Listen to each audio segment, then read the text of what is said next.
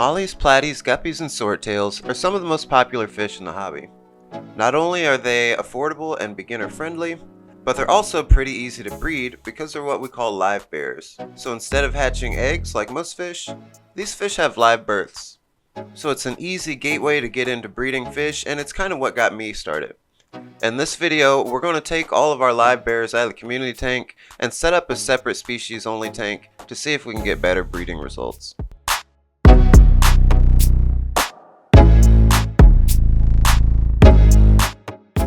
So this project's gonna start in the parking lot of Petco. We gotta pick up a tank real quick, so let's go.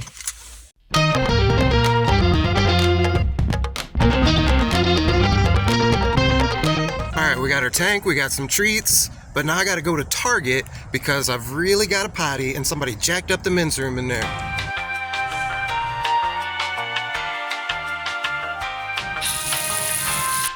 Okay, we're back at the house, we've got our tank.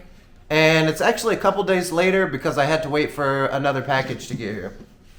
So the Amazon man just came through with this big box, and it is our light for this aquarium.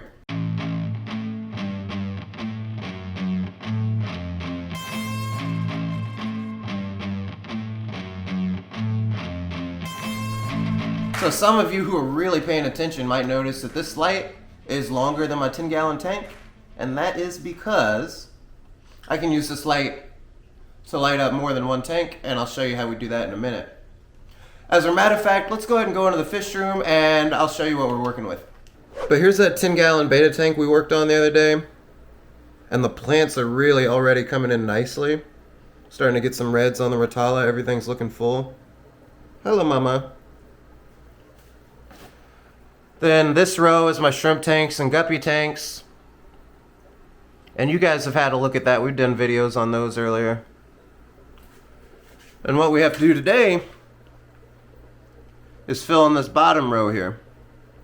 So I've got my one tank that we just bought, and I've got another one sitting around, and we'll be able to put a tank 1, 2, 3, just like we did right here. And that light is the same light as this one. And it's what, 30 inches I think, so it goes across 3 10-gallon tanks. And if you're just into breeding guppies or platies or whatever live bear, you don't have to do substrate. I'm just doing it because all my tanks are eventually going to have plants in them as well, so I'm going to get that set up. And this is just recycled substrate from old setups. It's like sand and pea gravel, and that'll be good enough to do what we need it to do.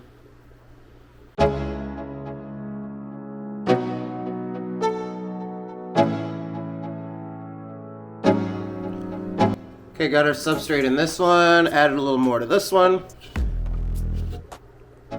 I don't really care what it looks like because this is function, not fashion. So I just need a tank that's gonna keep some fish alive so we can raise some fish and keep some plants alive. And the setup should be fine for that. Now we gotta talk about filtration. Now what we're gonna do is a sponge filter setup where we're gonna use one air pump to filter all 3 tanks. So let me show you what that's gonna look like. So we just run these sponge filters in series. So I've got this one sponge, and I prefer coarse. I don't think they're all coarse. And then that goes to a control valve. Then that goes to a splitter. Another control valve, another sponge. And same thing one more time. Splitter, control valve, and our other sponge. Now you do need the control valves here to like dial everything in, because if you don't, all the air will go straight out of one end and you won't get any air going out of the other sponges. I'll just plop those in. 1, 2,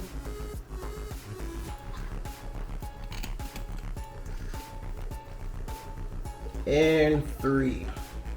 Okay, I've had those tanks running for a couple days, and now I finally got some time to get all the live bears out of that 40-gallon or 37, whatever it is. We're going to get them out of that tank, probably have to drain most of it, and then we'll be able to get them in their individual tanks where we'll have our guppies and our swordtails and our mollies. 20 minutes later. Okay, so I've caught them out and separated them the best I could. Got most of my guppies here. This one's a little mixed up, but it's more of the larger mollies and swordtails. Got a couple guppies I got to catch out of there. So I'll have to get these guys sorted out and get them into their species-only tanks. And a couple of these guppies are nice. This is mostly just like muck guppies, overflows that have mixed up, but I might be able to pull one or two from my same line that I'm line breeding. Like this one right here is one of my long fin cobras that I like here. Alright, I got our Swordtails sorted out. Now I bought 3. I bought a male and 2 females, and I've had them forever, like almost 2 years. And they've only had one Swordtail baby survive, the smaller male back there on the left. So maybe now that I can pay them some more attention in a species-only tank, they'll really start to thrive. Alright, here you go, guys. A big mama in there is freaking out, but she'll settle in. Okay, we got our mollies sorted out, and these mollies just kind of all mixed up. I used to have more. They were actually the first fish I ever had reproduce, but they were in a pond last winter and we had a freak cold snap. Everybody covered it. It went from like 80 degrees to 50 degrees in a couple hours. So I lost quite a few fish, and I brought these guys in from the pond, and they're the ones I still have.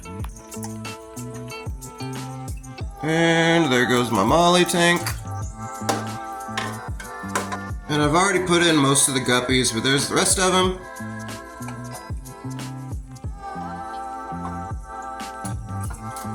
A couple pieces of hornwort will be good in there. Alright, see you guys. So everybody's in, got my guppies, got my swordtails, got my, what's left? Guppies, swordtails, and mollies.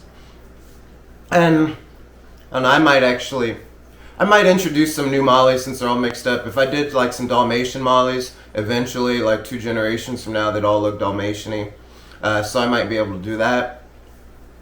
And as far as the swordtails go, they've had 1 baby this whole time make it, so we'll see what happens there. And then guppies are going to guppy, and that's not going to be a tank where I'm line breeding anything specific. They'll just mix up, and if we get some cool ones, we get some cool ones. Now, I will have an update about the long-tail cobra ones that I've been trying to line breed better. So that'll be coming soon. Make sure you subscribe for that. And now we've got this 40-gallon empty, so I should be able to put some bigger fish in it, maybe grow some of my cichlids out, but I'm not sure, so you want to be subscribed for that too. Now, all I have left to do with these tanks is add some plants, and if you're breeding live bears and you're just trying to breed live bears, I would say the best way to go is get a plant that can like grow floating, like guppy grass, hornwort. I'll probably do hornwort in one and an acarus in another.